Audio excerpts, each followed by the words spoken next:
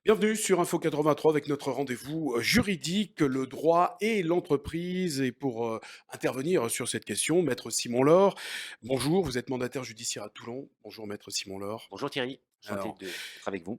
c'est un enchantement qui est partagé. Alors, on va rentrer dans des questions et qu'on nous a posées d'ailleurs sur questions@info 83.fr. Hein. D'ailleurs, si vous en avez, vous pouvez également nous les poser.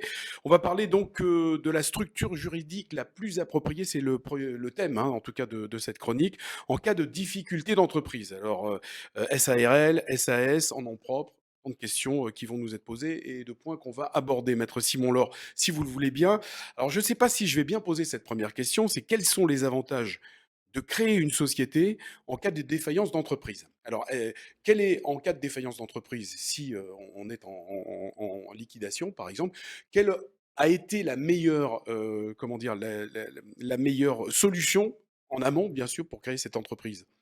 Est-ce que j'ai été clair? Vous avez été clair Thierry. En fait, Pour vous, oui, mais pour...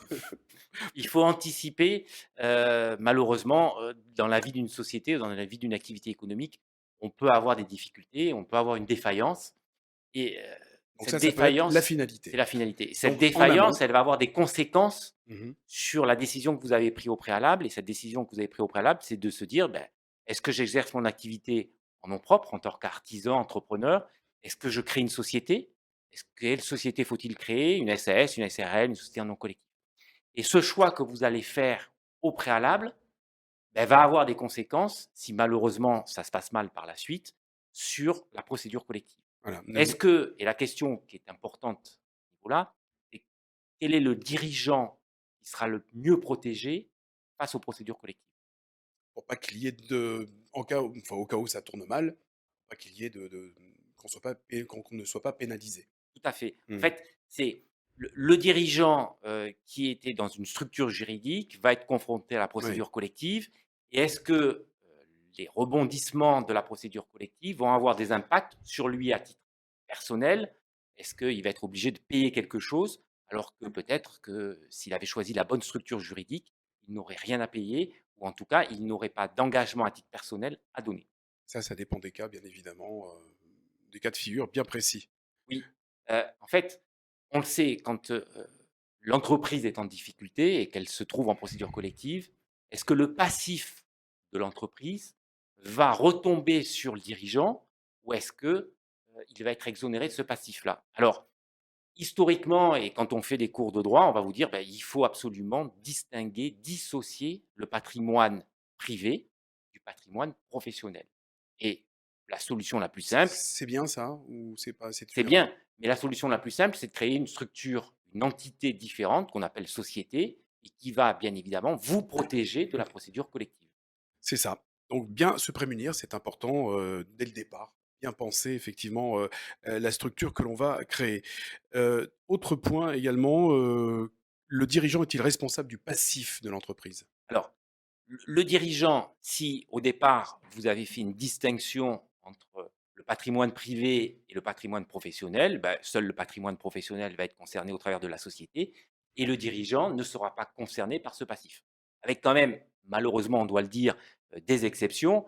Si vous avez mal géré, si vous avez fait des fautes de gestion, à partir de ce moment-là, le tribunal pourra vous condamner, alors dans le cadre d'un litige, dans le cadre d'un procès, donc vous pourrez vous défendre, Oui. mais vous pourra vous condamner, vous, chef d'entreprise, à payer une certaine partie du passif de l'entreprise au titre de faute de gestion. Est-ce que ces cas sont nombreux encore aujourd'hui? Parce qu'on est de plus en plus informés, et comme vous le faites d'ailleurs, hein, maître Simon Laure. Oui, les cas sont assez fréquents quand même, on peut Ah, dire que entre 5 et 10 des entreprises qui partent en liquidation judiciaire peuvent entraîner pour le chef d'entreprise, sa responsabilité ou tout du moins son on va l'écarter du monde économique.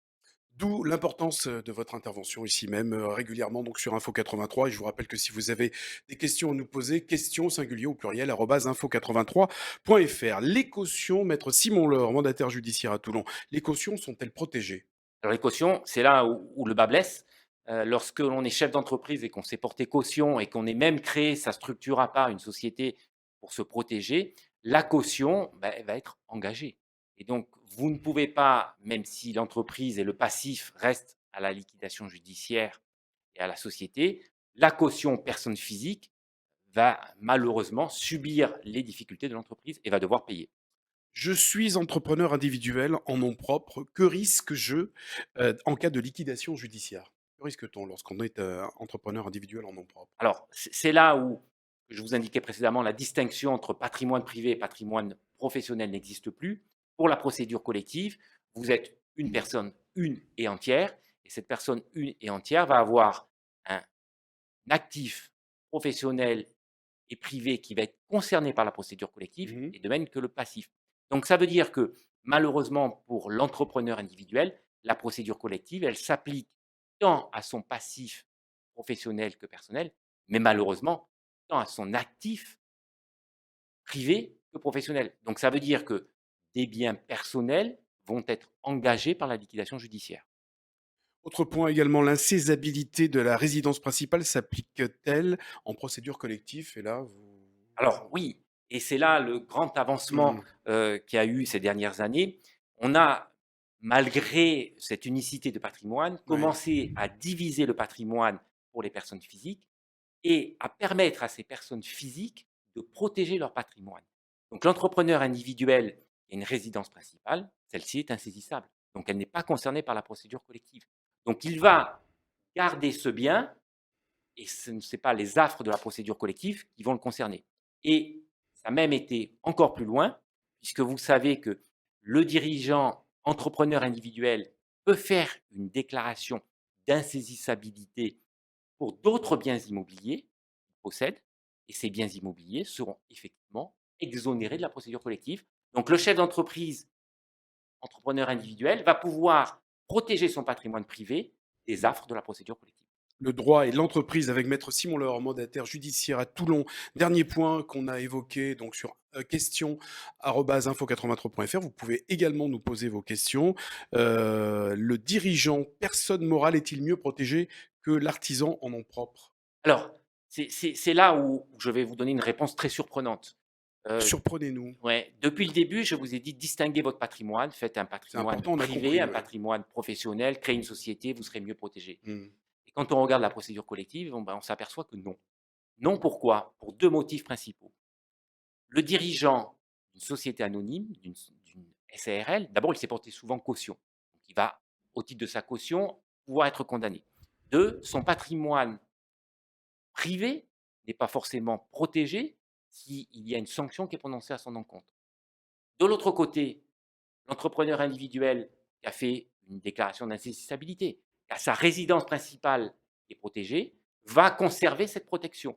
Donc d'un côté, vous avez le dirigeant d'une société qui va être engagé du fait de ses cautions ou du fait de sa responsabilité au titre d'une sanction, Oui. et son patrimoine privé va pouvoir être engagé, et de l'autre côté, l'entrepreneur individuel qui va être protégé. Deuxième exemple, j'en terminerai par là, c'est très technique, mais il faut l'aborder. Les cotisations sociales pour le dirigeant chef d'entreprise sont souvent des cotisations qu'on appelle de travailleurs non salariés. Elles sont propres aux dirigeants. Mmh. Étant propres aux dirigeants, en procédure collective pour le chef d'entreprise, bah, elles seront toujours dues. Quand on est en entrepreneur individuel, bah, elles rentrent dans la liquidation judiciaire et donc elles restent au passif de la procédure collective.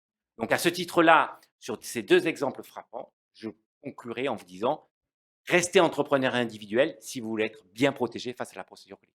Et dans tous les cas de figure, merci en tout cas maître Simon Laure, dans tous les cas de figure, renseignez-vous.